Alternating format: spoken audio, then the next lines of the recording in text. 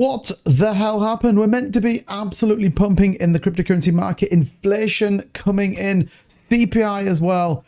And well, the market took a massive dip. But when you understand why, this might blow your mind. We're going to get into some very interesting things going on in the market. We're going to understand why the market is not pumping right now and why we're setting up for a massive meteoric rise.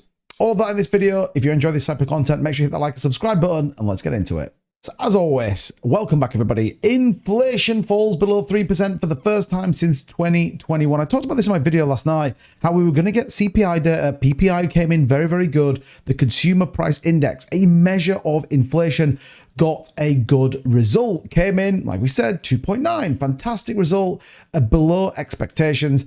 But the market didn't move. In fact, the market did the complete opposite. And we actually saw a dump in the market from 61,500 down as low as 58 flat. So kind of what went on? What was the nature of what happened? We should have been absolutely sending right now. Well, the reality is we saw some pretty interesting movement of not only just cryptocurrencies, but actually leveraged positions as well.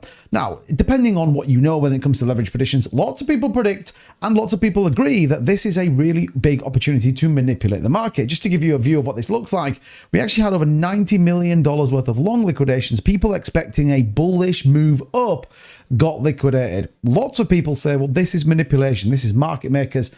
Or this is the people that want to make money. Who would possibly want to make money in this time? Well, the market makers, the cryptocurrency exchanges, and all of those people that can move on the volatility of such instances like CPI. We get it on FOMC and much more.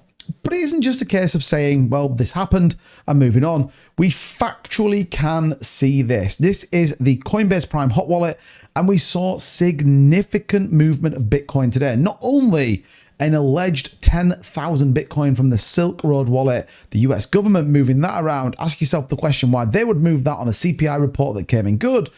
But even stranger activity, $3.2 million moved into Cash App. We see some other movement around Bitcoin, $46.5 million moved through Coinbase Prime into another random wallet. Lots of crazy transactions going on today. All very interesting. I talked about this on my live stream and gave my view on exactly what it was, but it's been going on all day. So on a day where we were expecting extreme volatility, you have big market makers moving significant amounts of cryptocurrency around. Everybody's tracking it. Not only big market makers, you also had the government moving Bitcoin around as well. So the question then leads itself to why? Why all of a sudden would we, on a day where we get a bullish move on CPI, a second big bullish catalyst this week, do we see these huge moves of Bitcoin? And I can find it down to one thing in my opinion, and that is this. Shout out to Lark Davis for this tweet.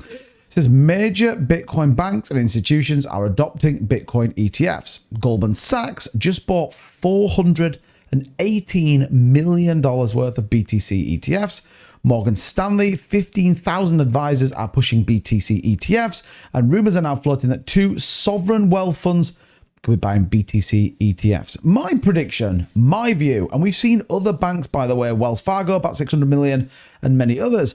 My prediction, these are big institutions getting ready to buy Bitcoin before we see the big move. And if I absolutely believe these are positions, we'd hear JP Morgan buying about $460 million worth of Bitcoin ETFs. So over $1 billion worth of banks, institutions, financial sector people buying Bitcoin ETFs.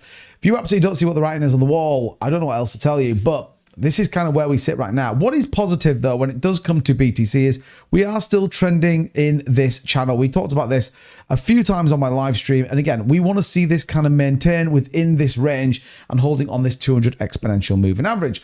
What is also interesting when you look at this is how the Fibonacci levels are playing out on the longer term time frame. You can see we are trading between the 236 Fibonacci and the 382. Now, don't forget the 618, slightly higher around 66K, is a very positive catalyst for us and a very positive point.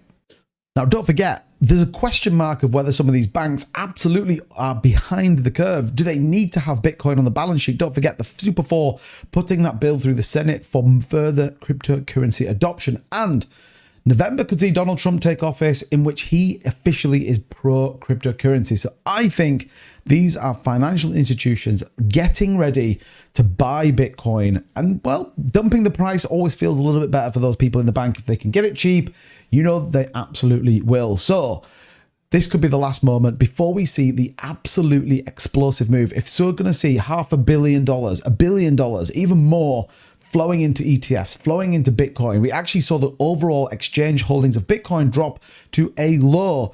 2.4 million Bitcoin available on exchanges is wild. Well, get ready because it's about to go even lower. And I absolutely believe we're going to see a big movement in the price.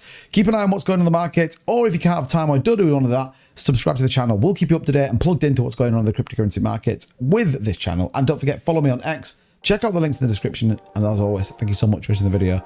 Appreciate your time. I'll see you soon. Bye-bye.